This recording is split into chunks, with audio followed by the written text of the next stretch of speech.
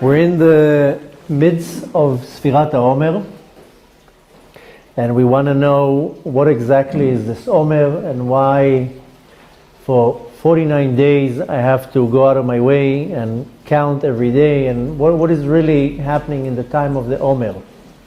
Now we hear all sorts of different explanations and theories, but I want to know practically what is this Sfirat Omer. And very few people really take the time to say, wait a minute, I'm obligated in counting now the Omer, but what's behind it? And just by saying today is the first day, the second day, the third day, if I don't know really what's going on, then I'm kind of missing the point. And we want to learn why we do things, because if I do something without knowing what am I doing, doing it like a parrot or like a herd, there's no point to it. Now, the Arizal explains that Sfirat Omer is the root of my entire Avodat Hashem for the entire year. Meaning that my entire Avodat Hashem, my service of God, is rooted in those 49 days. That if I take that serious, then it will manifest into my entire year. Now, really what the time of the Omer is considered days of doing tshuva, of days of fixing, what's called tikkun midot. And we mentioned that many times, that one needs to fix their attributes, their character traits. It's called tikkun midot. And this is the time to do it. This is the period. And this is really the purpose of creation.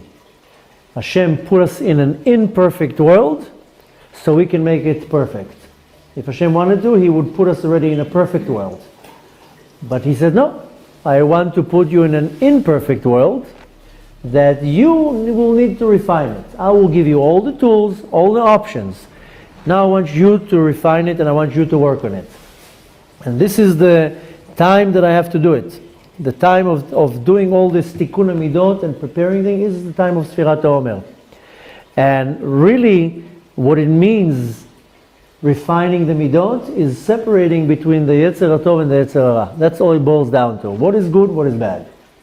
Because my entire service of God is based on one thing, is sifting between the good and the bad. That's it. This is the secret of the tree of knowledge, Sod Etz Hadat, that it has good in it and it has bad in it. And I have to constantly know this is kosher, this is not kosher. This is permitted, this is not permitted. This is pure, this is impure. That's my service here. And it all boils down for me separating between the good and the bad. And this is rooted at the time of Sfirat Omer. Now, if we want to go just a little bit into history to find out what was happening during Sfirat Omer, the commandment was that on the second day of Pesach, they had to sacrifice a certain sacrifice on the altar.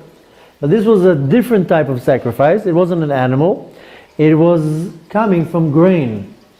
And I mentioned many times that in the near future, when Mashiach is going to come, at some point we're going to stop having sacrifices. Now, when I mentioned that a few times in classes, I got different response saying, what do you mean? We know that we're going to do sacrifices when Mashiach is going to come. How can you say that we're not going to have sacrifices when Mashiach is going to come? So first of all, in the first period when Mashiach is going to come, we're still going to have animals. But in a later stage, when Mashiach is going to be here, we're going to continue sacrificing in Beit HaMikdash, but it's not going to be animals. It's going to be vegetation and animates. So, and in a later stage, we're even then not going to have. But there are different types of sacrifices that are not an animal. And this is called mincha. Mincha is a certain offering, and that was done with wheat and with oil or barley or whatever it is. So, in this sacrifice that is called Omer, that was instructed to them to do on the next day after Pesach. And this is called Minchat HaOmer. Mincha is an offering, but it's a certain type of sacrifice. And the name of it is called Omer. And this is coming from a vegetation, because the Omer is barley. Now, Usually the mincha that comes from the vegetation was wheat. This is a different type of offering, and it comes from barley. And how they used to do it is they used to take the barley and they used to not exactly sift it. There's a certain word in English, in Hebrew it's called lenapot. Then they used to use 13 of them to sift the barley to make the grain out of it. And the 13 sifters, of course, corresponds to the 13 attributes of mercy. But that's what they used to, how they used to make it. Now, the uniqueness of this offering was that, first of all, it was from barley and not for wheat. That was the first thing. The second thing is that the Kohen had to do a very odd motion, and this is called tnufa. That the Kohen had to elevate the sacrifice and take it up. And this is called tnufat Omer. He used to swing it. And that's different between all the rest of the other sacrifices. And that's what they used to do in the Beit HaMikdash. This is called the sacrifice of the Omer. Of course, we don't do it right now. Soon Mashiach is going to come, we're going to continue doing it. But till Mashiach is going to come, we don't do that. But that was the sacrifice of the Omer. Now, that's the historical explanation. But we want to talk today about something more mystical, more of a Kabbalah explanation of what's going on in Sfirat Omer. And before we start, there's a big question that we have to understand. Because the commandment in the Torah is that you have to count 50 days.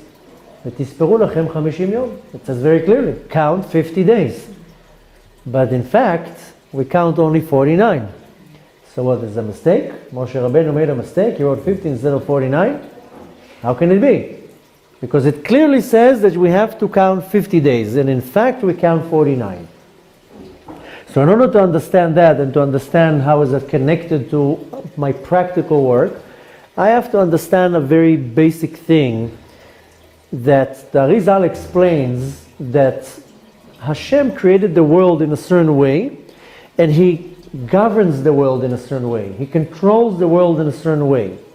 If you are able to observe what and how Hashem is controlling the world, you will understand where He's, so to say, coming from. And the parable for that the Arizal gives is that a king controls his country a certain way. By the way that he's running the country, you can understand what's his intentions and where is he coming from. Now I'll give you one example. Go 100 years back. Look how the government in Russia controlled the country. Communism, controlling. And everything was going by certain rules, so you can kind of figure out what's the heads, where they're coming from. They're not coming from a good place. They're not coming from a kind place. Socialism, they came from communism. And on the other hand, you can look at many different other countries. Look how the rules of the country are. You can understand where the head, so to say, of the country, how they want to control their country. Same exact idea. Look at this world, and you'll understand where Hashem is coming from. You will see what and how Hashem is controlling the world. So, Hashem has many different ways how He controls the world, how He runs the world. After all, He created it.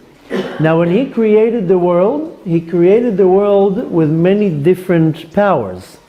But the first thing that Hashem did in order to create the world, He brought down to the world 10 types of lights. Now, this is not a light that you see from the light bulb or light from the sun. In Hebrew, a light is called or, and or comes from the word he'ara, to in light. So Hashem, first thing that He did, He brought down 10 motions that are called 10 sfirot. Now, sfira, we mentioned that in the last class, it can be translated as counting, like sfirat Omer, but sfira also comes from the word sapir. Sapir is to in light. So Hashem used 10 different types of lights, or godly revelations, to create the world. And each one has a different character, different motion, different energy. Now, to kind of relate what does it mean light, because when you say the word light, you right away picturing a light bulb, or a flashlight, or the sun. If you go 20, 30, 40 years back, how they used to project movies, they used to project movies with a projector. And they had these 3 beams of light green, blue, and red. And these beams of light somehow would project on a wall. It needed a wall. That's how it was in the olden days. Some of you remember. There was a projector, and it had to project on a wall. And without the wall, it wouldn't project. But it needed those beams of light. For whatever reason, however they figured out the technology to do that, they were able to transfer the data in the film to the wall through beams of light. But if you would look straight through the beams, you wouldn't see anything. If you would look on the wall, you would see what reflects. Only if you would look in the projector, you would see the lights. So take this analogy, and these are the lights, so to say, that Hashem projects on the world. To look in the lights, you can't. You can't look and see Hashem. You're not going to see these lights. But you can see what it's projecting on. If you're looking through the path between the projector to the wall, you don't see the lights. We're looking at the world, we don't see anything. But we can look at the wall, so to say, and see what's projecting on the wall. So the same idea, Hashem created these 10 lights that are called 10 sfirot. And this is the first thing that Hashem created. Now these 10 sfirot are Chochma, Bina, Dat, Chesed, Gvura, Tiferet, Netzach, Hod, Yesod, and Malchut. 10 sfirot. Some read it a little bit different, and we mentioned that a couple times. Instead of Chochma, Bina, and Dat, they would read Keter, Chochma, Bina. But either way, it's the same idea, 10 sfirot. There's different opinions how to explain it. The right way is that Keter is above the sfirot. Keter is a crown, it surrounds the sfirot. Therefore, the top sfirot will be Chochma, Bina, and Dat, and Keter will be like a crown on them. Keter is a crown. Now, everything comes from these 10 sfirot. Now, when I'm, as a human being, created, and my soul operates in a body, it will operate through these 10 channels. So when I'm thinking, and I have some type of intellect, right now you're sitting and you're understanding something, it means that the light comes from the sphere of Chokhmah and allows you to have some type of wisdom to understand something. And when I'm doing now a charitable act, and I'm going out of my way to help somebody, then a light from the sphere of Chesed, of kindness, is shining in me and, so to say, giving me the energy to do it. Now, when I'm now refraining myself from lying or from stealing, and it's very hard for me, then I'm getting this enlightenment from the sphere of Gvura, and so forth. Now, these 10 sfirot, they are divided in 3 groups. The first group is called Chokhmah, Bina, and Dat, and the acronym for that is Chabad. The next 3 is Chesed, Gvura, Tiferet, and the acronym for that is Chagat. And then the next set is Netzach, Hod, Yesod, and this is called Nehi. This is how it's divided into 3 groups. Now we're left with one sfira that is called the Malchut, and that doesn't have a group to it right now. The Arizal explains that each one of these 3 groups that I just mentioned, Chabad, Chagat, Nehi, each one of them has 10 sfirot in them. So in the group of Chokhmah, Bina, and Dat, now merge them all together, that will have 10 sfirot in it. In the group of Chagat, Chesed, Gvura, Tiferet, merge them together, they will have 10 sfirot. And the same thing with Nehi, meaning that I have 30 sfirot in this structure. This is off the subject, is not so important. Now, going from below to above, the lowest set is Nehi, Netzach, Hod, and Yesod. These 3, when we merge them together, that's the source of our emotions, what's called regashot. My emotions, and not only my emotions, also my inclinations, it's all coming from that group. Now we're very emotional people. We have positive emotions and we have negative emotions. I have happiness, and on the other side I have sadness. I have joy and excitement, and I also have anger and jealousy. I have all these emotions. I'm driven by my emotions. And we are very emotional beings. All my emotions and my desires, my inclinations, are all coming from this group that is called Nehi, Netzach, Hod, Yesod. Now, the next set, this is called Chagat, Chesed Gvura Tiferet. This is my intellect, my sechel, my thoughts, and this is a much higher level in my creation, which we also are a being of intellect. Animals, for example, they have emotions, but they don't have intellect. You can see sometimes a dog is happy. You can see on an animal if it's happy or not. You walk into the home and you have a dog, it will jump up and down. It shows to you happiness. You'll take its food, it will show you its anger. So animals, they have emotions. Plants. Excuse me? Cats? Plants. Plants, no. This is only... You see plant, yes. In essence, yes. In essence, everything in creation, even an animate, will have these three groups. But you won't see so much in a plant. You know what, you're actually right. Sometimes you will see in a plant that it's blooming, growing a certain way. But I don't want to sidetrack from the topic. I rather more concentrate on us as human beings. I'm just comparing ourselves to animals because unfortunately some of us behave like animals. And also we have a lot of character traits of an animal. So, and that's why we have it only because we possess a nefesh be'emit. We don't have what's called a nefesh tzimchit. We don't have a nefesh that a tree will have. But we do have a nefesh that comes from the source, was from the chair, comes from on the chair of the Kadosh Baruch Hu. There are four corners. So there's a face of a man, a face of a bull, a face of an eagle, and a face of a lion. So in each corner of the chair, it manifests into the world and it affects us in a certain way. So the nefesh habemit and all the kosher animals, they come from the face of the pnei shor, of the face of the ox. So, but I don't want to sidetrack from our topic. The point is that we are as creatures, we are emotional creatures, but we're also intelligent creatures. We're very easy to learn things, and we also have the desire to learn. As to opposed to an animal, they have emotions, but they don't have any intelligence. I mean, some might argue and say, yeah, but you see that dogs can be trained, and you go to a circus, and you'll see elephants dancing and bears juggling. So yeah, there is some type of level of intelligence that you can train it. But it's not the intelligence that of a human being that can develop something. That's a total different type of intelligence. A dog cannot develop something. It might be able to be trained to run backwards and forth and do a trick. But a dog cannot sit like this and start developing now an iPhone. That is up to us as human beings. So these two sets, the Nehi and the Chagat, the Nehi, Netzach Hod Yesod, is my emotions and my inclinations, and the Chagat, the Chesed Gvura and Tiferet, this is my intellect. Now the third set, which would be counted as first if we go from above, which is Chabad, this has nothing to do with me. And I will never reach that level in my life. And it's not that we can't, we just don't. Because this is a type of revelation that only the neshama can experience. The revelation of Chokhmah, Bina, and Dat.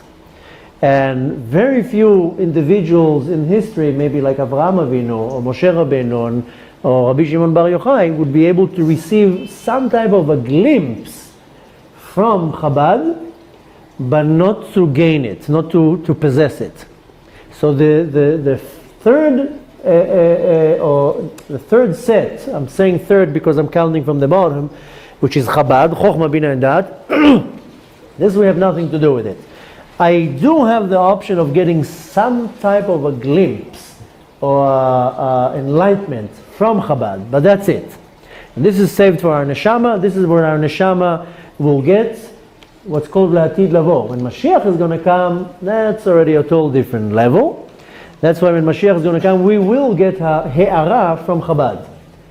Something similar to what Adam and Chava had in Gan Eden, that they were able to see Elokut, they were able to see godliness, and they were able to receive these godly revelations from such a high place. Up until then, we don't have that, and we're not going to have it. Would you say the patriarchs had it? The patriarchs, they had what's called a he'ara, a glimpse, a quick visit and out. We don't have that. Excuse me? Even the Arizal and even Moshe Rabbeinu and even Rabbi Shimon Bar Yochai, they had a glimpse, a he'ara. but not to possess it. Right now in our life, we possess in us these attributes. But from Chokhmah, Bina, and Dat, maybe if we really refine ourselves, we can get a short spark, and that's it. But in most cases, normal human beings have nothing to do with these three midot. There are patriots, or like you said, the Arizal or Rabbi Shimon Bar Yochai, even then they couldn't possess it. They had a glimpse from it. Moshe Rabbeinu, for example, it was known that he had a glimpse from the sphere of Chokhmah. But this is just for us to relate. He would like put in his head, see what's going on, and come out. So, excuse me? By having a little glimpse in it, then he would be able to write something about it. Yeah, so that just goes to show you what's waiting on the other side. If Moshe Rabbeinu just took a glimpse of 40 days and wrote the entire Torah, what type of godly revelation the neshama gets. Rabbi Shimon Bar Yochai was sitting in the cave for 13 years and he wrote the depth of the book of the Zohar. That's 13 years. Imagine what the neshama experienced in the world above. So nobody, till Mashiach will come, has possession of Chokhmah, Bina, and Dat. They can have a he'ara, a revelation, a glimpse, but not more than that. Some might have more, some have less. Not us. Don't think you have it. Don't wish to have it. We're not going to have it. We have to wait for Mashiach to come. Or if Chas v'Shalom, somebody leaves the world and reaches already his level in Gan Eden, he might get a certain glimpse. But this is what's called Latid Lavo. We want to concentrate now on the two other ones that we have. Don't need to dream now on something we can't have. Let's be practical. Now, mainly what I need to do in this world is I need to correct and to refine the first set of Netzach Hod and Yesod. That's what I'm here for. And that's my emotions. My emotions, my desires, my inclinations, and so forth. My feelings. Now, in this group of Netzach Hod and Yesod is, yes? Where did I get this information? From about 5 different types of books. If you want, I'll give you the source after the class. But this is mainly the teachings of the Arizal. Excuse me? This is wonderful information. This is mainly coming from the teachings of the Arizal. Some of it is from the book called Shar HaKavanot. There's many different books, but it mainly comes from the Arizal. There's one great sage, a very big Mekubal, that it was about 100 years ago. He's called the Leshem Shvova Halama. This is the grandfather of the Rav Eliashiv. He's about 100 plus years ago he was a very big Mekubal. He has a few books. One of the books is called the Leshem Shvova Halama. It's a Kabbalah book. There are many different books that when one would read the book, probably most likely won't find so much knowledge in it, but when you connect everything together, if you have the ability to digest it and to give it over, that's why you come to the class, so you get the information already chewed on, and you don't have to go through the books and try to figure it out yourself. But it's mainly coming from the teachings of the Arizal. And all the books that are after that made by some of the disciples of the Arizal, it's based on his teaching. And we have access, Baruch Hashem, we have access to these books. And one that has a little bit of knowledge in it and more of the enlightenment of that teaching can understand and explain it. If you don't mind, maybe we'll do the questions at the end, unless it's on the topic. Yes, of course it's in the topic. You said that we are here to just perfect or work at the emotions. The first set. Yes, not only to perfect, rather to fix it. Yeah. Nothing but with the intellect. Wait. Is that what you said? Wait. First, let's start with the emotions. Now we have to see what we need to do here. To jump ahead of to kind of quickly answer you, if you're talking about the intellect as Chokhmah, Bina, and Dat, then we have nothing to do with Chokhmah, Bina, and Dat. If you're talking about the intellect as Chesed, Gvura, and Tiferet, then yes. And I'm going to get to that very soon. But first we need to understand Some people think that they are in the level of Rabbi Shimon Bar Yochai and they're doing all sorts of tikkunim and yichudim in worlds above, and they're living in some fantasy. The reason I'm saying that is not to chas v'shalom make fun of somebody. It's just I'm just telling you because of the types of emails that we get of questions that people think that they're in a different galaxy. So it's important for us as human beings to know who we are and what's our place in the universe, and not to think that we're hovering over the land like Rabbi Shimon Bar Yochai. We're here to correct and to refine this group of midot that is called Netzach, Hod, and Yesod. This shiur, we're not going to have much time to dissect what does it mean to correct the Netzach, Hod, and Yesod. Now we're going to have Baruch Hashem, another 5 weeks of the Omer to go in many 3 different classes to understand what is it. Mainly today what I want to reach to understand is that my entire year I have to correct my midot. I don't have a break. I mentioned that so many times, that our main avodah in this world is tikkun midot. We have a course that we started. We had to stop because of Pesach, but we started a course of tikkun midot. Because this is my main avodah in this world. Tikkun midot is refinement of character. And I have to learn Torah, I have to follow the Torah, I have to do mitzvot. That's air and food for my neshama. If I will segregate my neshama from Torah and mitzvot, it's like me putting myself on a diet right now, or holding my breath. The same way that I'm not going to hold my breath, or not going to fast now for a week, I should not put my soul on a diet. Meaning that I have to provide to my soul food and air, which is Torah and mitzvahs. But my main avodah in this world is to refine my character.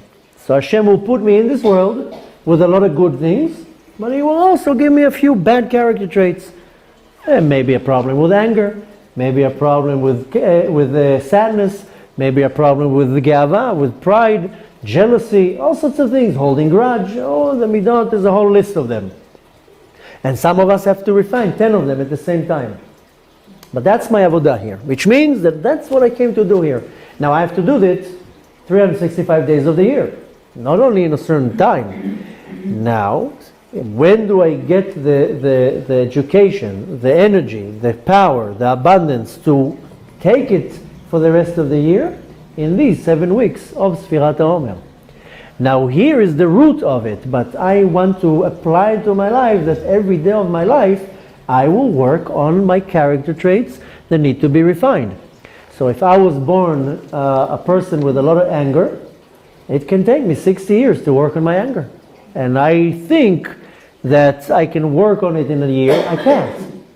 It takes people years to work on their character trait.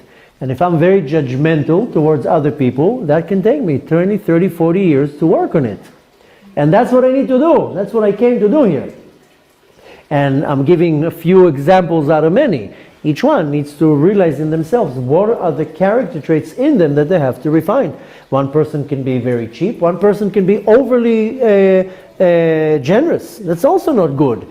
You have to evaluate and see what you have to work on. Now, in order for me to do that, I need tools. I need to understand where it's coming from, how I need to do it.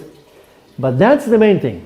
That's the main avodah in this world. It's called tikkun midot, and that's refining, fixing, and elevating my midot that come from Netzach, Hod, and Yesod. And in future classes, we will more dissect what does it really mean. Today, I'll touch just one thing. But first, I have to understand that this has nothing to do with my mochin, with my intellect. It has to do with my emotions. Like I said, we're very emotional people. I can be your best friend, and if you're going to say something that I don't like, you're going to hurt my feelings. And if you hurt my feelings, this can start World War III, because you hurt my feelings. And why did you say that? And how dare you say that after what I did to you? And I can't believe it's coming out of you. And what did I say? I just said something simple, but I'm overly emotional, so I'm taking it to a different level.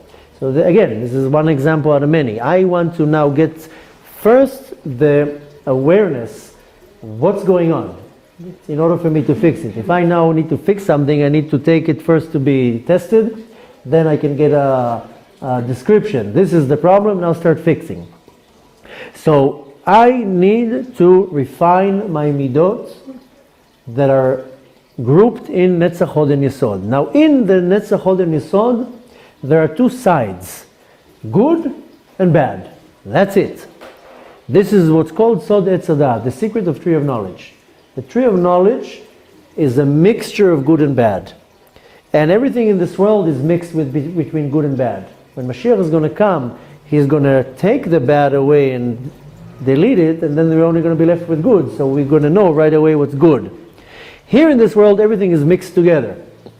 You can take now two apples, and I can tell you, one apple is good, one apple is bad. On the outside, they look identical. And on the inside, one can be completely rotten with worms in it. Or one of them can be from a tree that was planted only a year ago, and this is called orla, and I'm not allowed to eat it. And this is a bad apple, it's not a kosher apple. But on the outside, it looks exactly equal to the other apple. So in this world, there's some type of power of deception that will confuse me what's good and what's bad. Now this is a very superficial example, but there are a lot of things in my day-to-day life that it's very hard for me to know if it's good or if it's bad. Right now, I want to help this person that is putting his hand out. In my mind, it's very good to help him. Look at him, he's putting his hand out. But how do I know? Maybe he's going to take the money I'm going to give him and buy drugs with it. Or maybe he wants to buy ammunition and kill somebody he hates, and he's just pretending and putting his hand out. I don't know. I'm just giving too extreme details. And this can happen on my day-to-day life, that people say, how should I, here's a situation, how should I treat it? How should I look at it? So the secret that lies in this level is that it's mixed between the good and the bad. In this level, there's always good and bad. I can have an emotion of happiness, and it can be a very positive emotion, because I'm happy because you now got engaged, or you had a child, or you made money, or something, and I'm very happy for you. But I can also be very happy when I see somebody suffer. And we just commemorated yesterday the day of the Holocaust, and some people, I don't have to call them people, but they would be happy and they would laugh and be joyful when somebody else was being slaughtered or tortured. This is the same motion of happiness. But this is a happiness, I'm happy for you because something is good. It's a very positive happiness, a positive emotion. And I can be happy for something very, very negative. I can see somebody now, unfortunately, fall on the street and hurt themselves, and some people find it funny. And they get full of laughter. This is an emotion of laughter. Now it's very popular. Now the most popular videos out there are people falling and accidents happening. And people find it funny. So I have the same emotion of happiness. One is positive, one is very negative. And the same thing with anything. I can have the emotion of hate. Now I can hate an individual for no reason. This is called sinat chinam. This is one of the worst things I can do. But I can also hate the Yetzer Hara that's coming to tell me to do a sin. Or I can sit now in a group of people and they're all gossiping about another person or making fun of another person, and I can hate this whole meeting.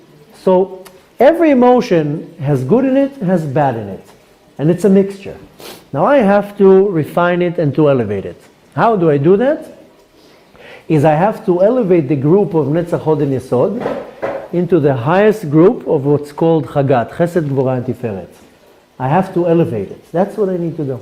This is the concept of Tikkun HaMidot.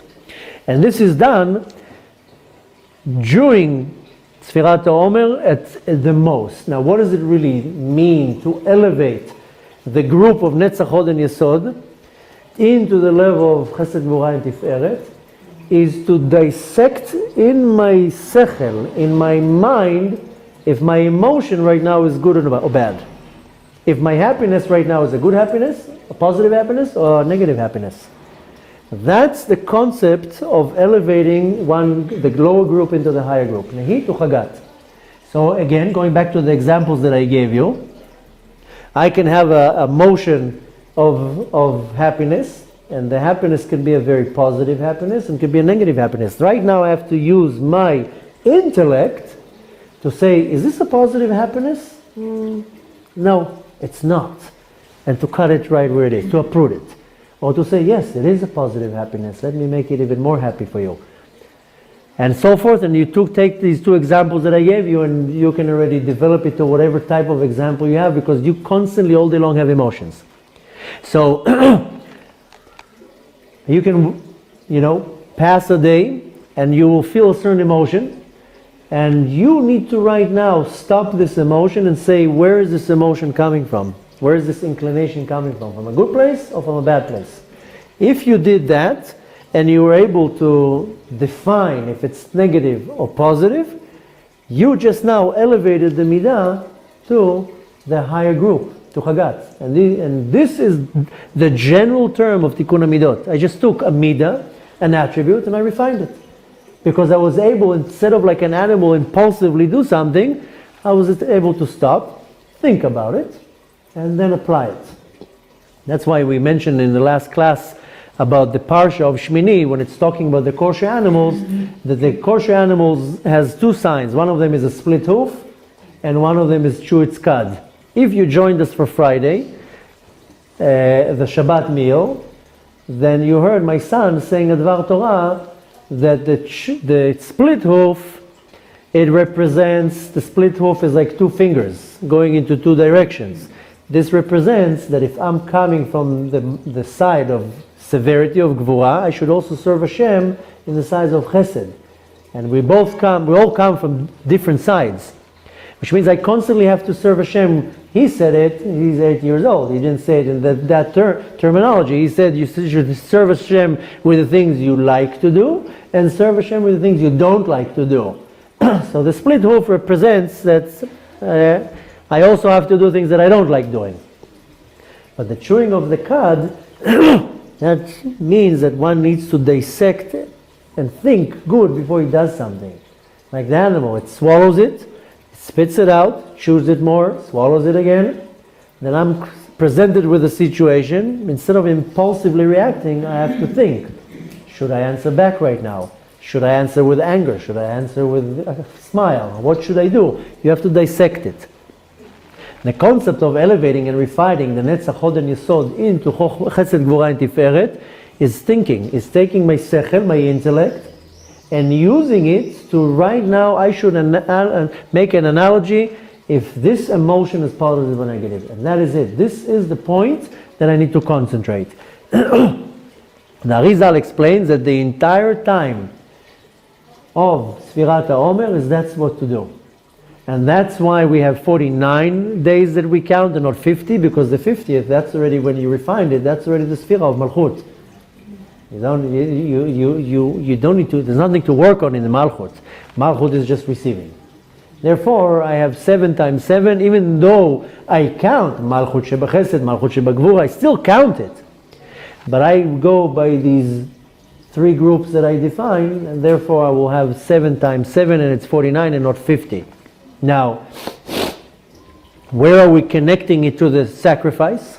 Because sacrifice, when you tell a person a korban, a sacrifice, you're right away picturing a priest slaughtering a cow or a bull or a sheep, skinning them, taking their body parts apart and throwing it on the altar. That's what you think when you're talking about a sacrifice.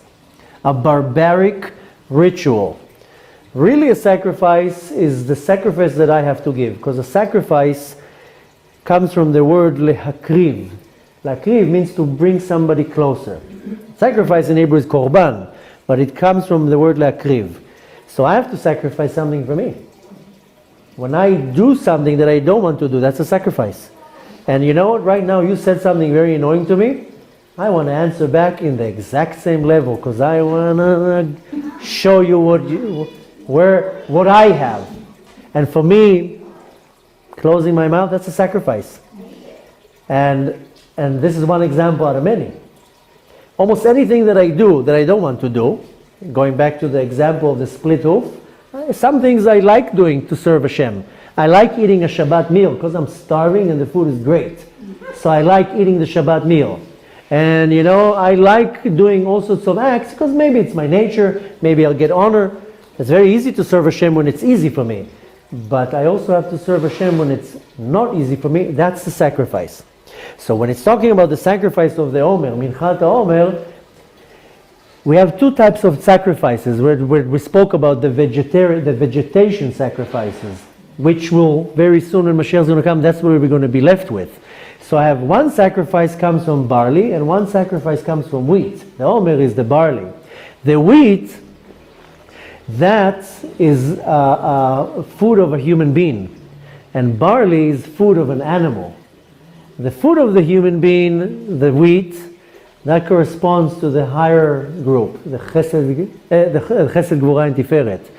The barley that corresponds, it's an animal food, that goes on the Netzach Hod and Yesod. Means that even the type of sacrifice that they used corresponded to the level of they were offering, or where they were holding. Therefore, since in Sfirat HaOmer, they were working on elevating the Netzach Hod and Yesod, even the sacrifice had to come from a completely different place, which was barley, which is a much lower level. It's a level of an animal. That's what animals eat. And the wheat is a more refined type of grain, which the humans eat it. That comes already from a mochin. So we see already a connection. The point is that the title of Sfirat HaOmer is to elevate my emotions to my intellect, and to operate through my intellect and not through my emotions. And that's where I operate from my mind, not from my gut. I don't react fast. I don't get offended fast. I don't get angry fast. I don't get angry because it's in my mind. Why should I get angry? What good is going to happen right now if I'm going to get angry? Is anything good going to happen? No, I'm just going to be upset. I'm going to have a headache and I'm going to scream all over the place. And what good would it do? Would it change the situation? No.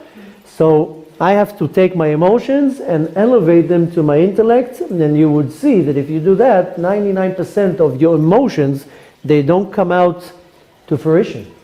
You don't become sad, you don't become angry, you don't become jealous, you don't become judgmental, because it's already dissected in your intellect. This is the title of what is the Kabbalistic work or explanation, what we need to do during the Omer. Now, to kind of define it in something more practical, and then the rest we'll do in future classes, every day there's something that is called a tzimtzum. Tzimtzum is a contraction that in order for Hashem to create the world, He created a contraction. Now what is this contraction? A siluka or. Hashem created this light, like I said before, and then He had to remove it. Now He didn't remove it, because then the world would not exist. Rather, He concealed it. And this is called tzimtzum, that I don't see it. Now every day we experience one type of a tzimtzum. Sometimes it's by you not finding your keys, like today in the morning when I was late, the keys disappeared. But the keys were on the table. For half an hour, where's the keys? Everybody's turning the whole house upside down. And then the keys are right in the middle of the table. Just need to move one ball. This is one type of a tzimtzum, that I'm looking for something and it's right in front of me. Tzimtzum is a removing or removing the ability to see something.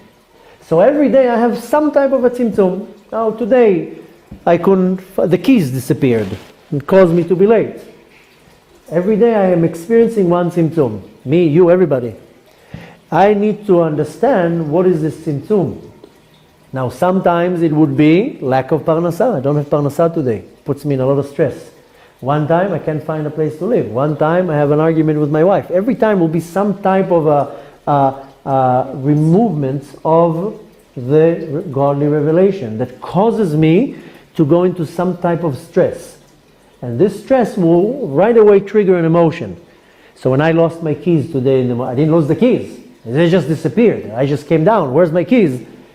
The tzimtzum that it caused is not not finding the keys.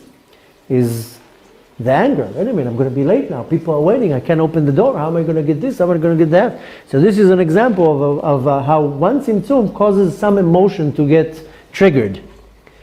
Now, during Sfirat HaOmer, this is when I get the ability to start defining all these tzimtzumim, to be able to know how to relate with it and how to deal with it. Now, it doesn't mean something's wrong with me. If today I have to challenge anger, now, not every day you get upset. Once in a blue moon, somebody did something extremely annoying, you got upset. Today you have to work on the tzimtzum of anger. You have to be ready for that, like a trained soldier that you have to be ready for. Okay, today it's anger. When you wake up in the morning and you say Modeh Ani, you don't notice it, but a little piece of a note, something like this, little note, whoop, falls from above.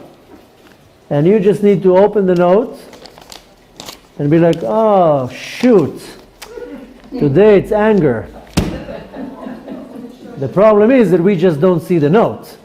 But every day there's a little email in your spiritual inbox that tells you today you're going to have to deal with frustration or with sadness or with anger or whatever it is. Just that we don't know. We have to figure it out. That's why we say Birkot HaShachar, and in Birkot HaShachar we're asking Hashem to enlighten me and to give me guidance. The point is that every day will be some type of a tzimtzum that will trigger an emotion. Sometimes it's 20, but let's pretend it's a nice day, then it's 1. I need to know how to deal with it. Now when I'm relating during Sfirat HaOmer to all these tzimtzumim, I'm able to know how to deal with it. And this is the time when I can start refining them. And when I later on, a month from now, 2 months from now, deal with one tzimtzum, I will know how to deal with it. I will know how to work on it. The point I want to take from that is that these are the 7 weeks. I mean, we passed already almost 2 weeks. These are the 7 weeks that I pull out this koach, this power, to be able to know how to refine my emotions and to elevate it into my intellect, that my entire life I'm operating through my brain, my moach, not through my emotions. That's what it all boils down to. And this is the time when it's condensed and I can actually refine it. So when I'm working, for example, and I say, just for the sake of the example, Gvura shebatiferet, then that day I need to pull out the tool to be able to deal with that type of emotion that when it triggers 4 or 5 months down the line, I know how to calm myself down and be like, okay, no, that's how I need to deal with it. The point to take from that is that I need to concentrate on the fact that my avodah, my daily avodah, is to elevate my emotions into my intellect. And this is the time when I fish it out, I bring it out from the source. And Bezrat Hashem, in the next couple of weeks, we will talk a lot more of how to do it, how to recognize it. What does it mean Netzach? What does it mean Hod? What does it mean Gvura and so forth? I hope we'll be able to do it in the next couple of weeks. If not, we'll just continue after that. But today I just wanted to draw a general idea of what we need to do and start digesting that. That the point is that every day I need to be focused, how am I elevating my emotions into my intellect, not letting my emotions explode. Needless to say that when you reach to that level that you know how to control it, you're not going to be depressed, you're not going to be angry, you're not going to be sad, you're not going to be having anxieties, you're not going to be all confused and lost. Why? Because it's all going to be digested in the mind and not in the emotions, because the emotions tend to drive us to all sorts of different places. Needless to say that they're very destructive. So Bezrat Hashem, this should serve to us as a little bit of a guide and an eye-opener for what's going to happen in the next couple of weeks. And Bezrat Hashem, we will dissect it more and we'll talk about it more. That will give us much more tools to be able to operate in the near future till Mashiach comes.